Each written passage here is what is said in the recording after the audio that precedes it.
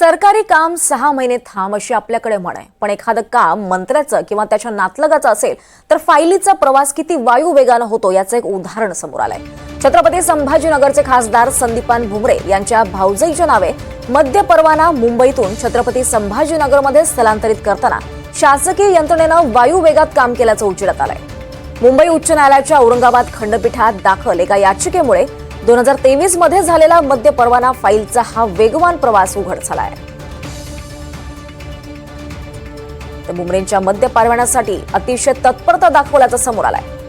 हा मद्य परवान्यासाठी शासकीय यंत्रणानं सुपरफास्ट असं काम केलंय। तर फाईलीचा प्रवास किती वायू वेगानं होतो याचं एक उदाहरण समोर आलंय। छत्रपती संभाजीनगरचे खासदार संदीपान भुमरे यांच्या भाऊजाईच्या नावे मद्य परवाना मुंबईतून छत्रपती संभाजीनगरमध्ये स्थलांतरित करताना शासकीय यंत्रणेनं अतिशय वायू वेगात असं काम केलंय ह्याचं उजेडात आलंय। दरम्यान मुंबई उच्च न्यायालयाच्या औरंगाबाद खंडपीठात दाखल एका याचिकेमुळे 2023 मध्ये झालेला मद्य परवाना फाईलचा हा वेगवान असा प्रवास उघड झालाय। तर मुंबईतील जोगेश्वरी पश्चिमेतील ओशिवरा विलेजमधील डिसोजा बारचा नूतनीकरण केलेला परवाना छत्रपती संभाजीनगरमध्ये स्थलांतरित करायचा होता। प्रक्रियेनुसार सर्वात आधी मुंबई जिल्हाधिकाऱ्यांकडे त्यासाठी अर्ज दाखल करून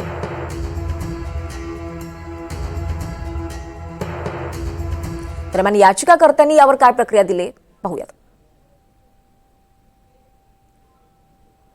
शिंदेचे आणखी एक नेते चर्चेत आले आहे आणि त्याचं कारण म्हणजे दारू परवाना चुकीच्या पद्धतीने मिळवल्याचा आरोप त्यांच्यावर होत आहे। आणि हे नेते आहेत संदीपान भुमरे, म्हणजे छत्रपती संभाजीनगरचे खासदार। हे तेच भुमरे आहेत ज्यांच्यावर लोकसभा निवडणुकीत दारूच्या दुकाना मोठ्या प्रमाणात घेतल्याचा आरोप झाला होता आणि सोबत तक्रारदार आहेत। सर, मला हे सगळं प्रकरण काय आहे थोडंसं बेसिक पहिल्यापासून समजून सांगा। कसा कसा घोटाळा झाल्याचा तुमचा आरोप आहे आणि कशा चुकीच्या पद्धतीने ही सगळी दारूची दुकान लाटली गेली आणि कुणाच्या नावावर लाटली गेली या संदर्भात मी 2 याचिका दाखल केलेल्या आहे। एक गंगापूर तालुक्यातील आहे आणि एक पैठण तालुक्यातील आहे। प्रथमतः मी गंगापूर तालुक्यातली सांगतो। पांढरवळ हे गाव आहे एमआयडीसी जवळ, जोगेश्वरी जवळ।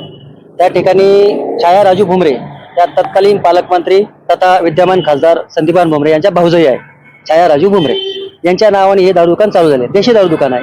त्यांनी मुंबईहून हस्तांतर केलेलं आहे। इथं आल्यानंतर नाव बदलून ते आता दुकान चालू आहे। ग्रामपंचायतमध्ये ठराव घेतला, मात्र ग्रामस्थांना किंवा सदस्यांना याची कोणतीही कल्पना नाही, त्यांच्या सह्या पण नाही। प्रोसिडिंग बुक सुद्धा त्या ठिकाणी उपलब्ध नाही। फक्त सरपंच आणि ग्रामसेवकांनी तो ठराव पास करून दोघांच्या सहीनिशी पंचायत समिती गट विकास अधिकारी गंगापूर यांच्याकडे पाठवला। त्यांनी त्याच तारखेला 8 डिसेंबर 2023ला त्याच तारखेला कुठलीही शहानिशा न करता, स्थळ पाणी अहवाल न करता, जागेवर बसून कार्यालयात बसून तो अहवाल एक्साईज दारूबंदी राज्य उत्पादन शुल्क यांना पाठवला। त्याच तारखेला त्यांनी सुद्धा तो मंजूर करून टाकला।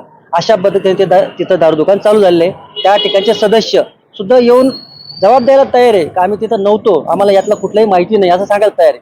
तसाच प्रकार पैठण तालुक्यामध्ये फारोळा बिडकीन जवळचं एक गाव आहे।